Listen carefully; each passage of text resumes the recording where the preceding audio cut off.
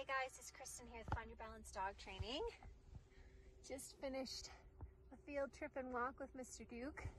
We are back in the car on our way home, and I wanted to chat a little bit more about anxiety. I'm going to be chatting about anxiety in many different contexts with respects to the do's and don'ts. So this video is about the do's and don'ts in the car. So what we do want to do is teach our dogs how to hold command calmly and politely in the car.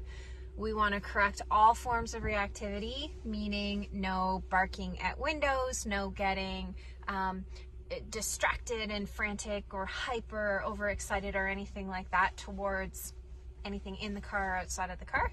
We do want to hold our dogs accountable for all of that stuff. We do want to practice, which means lots of regular drives. Duke and I go for a drive every single day. Usually it's to a walking field trip, but sometimes, like yesterday for instance, our walks were fairly short because it poured, but we still just went for a drive for half an hour just to practice his calm behavior in the vehicle. So we do want to give our dogs their own space in the car, meaning something like this. So I put dogs on the back seat.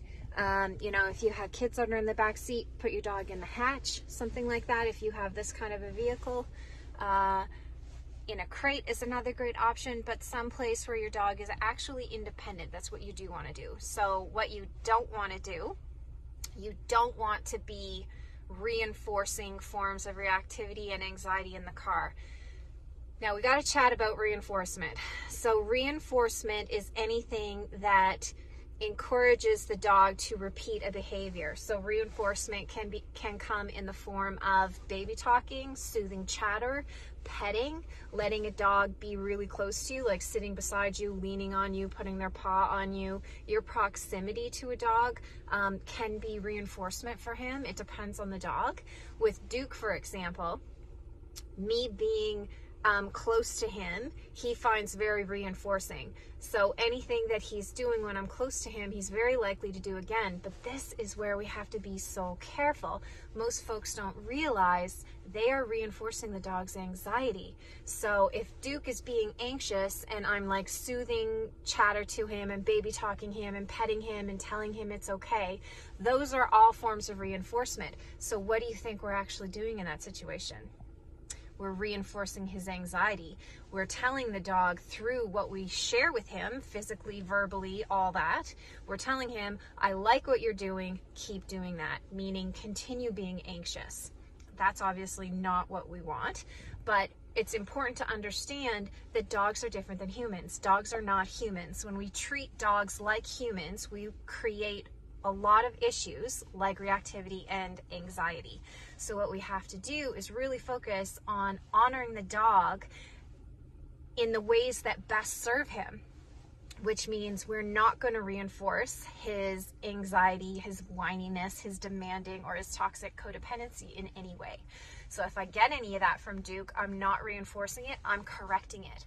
When we correct a behavior, we make that behavior less likely to happen again in the future. So anything we don't want, we need to correct. What we do want, simply me being here in the car with him while he's calm, he finds that reinforcing. So I have to be very careful that I'm actively correcting the stuff that I don't want, because me just being this close to Duke reinforces him for whatever he happens to be doing, because he finds clinginess to humans very reinforcing.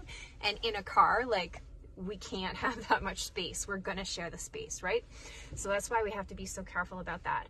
So the don'ts in the car with respect to anxiety is we're not chattering to the dog. We're not trying to soothe him. We're not trying to touch him. We're not letting him lean up against people. We're not gonna let him be reactive at anything in the car or outside the car. And we're not going to do any of those things that have been feeding into and enabling the anxiety in the vehicle. So Duke has been anxious for a very, very long time, which means when we have dogs who have inherently anxious personalities like Duke does, who have also been practicing anxiety for many years, we're going to do our best to reduce it and put it into remission, but I never talk about anxiety in terms of getting rid of it or fixing it, because once it's created, it's there for good. Anxiety is created by how we live with our dogs, what we share with them. So in order to keep that anxiety in remission, we have to change how we're living with them, and we have to change what we share with them in the future. Otherwise, the anxiety just comes back. So those are a couple of car tips with regards to anxious dogs. Stuff you can be practicing day one.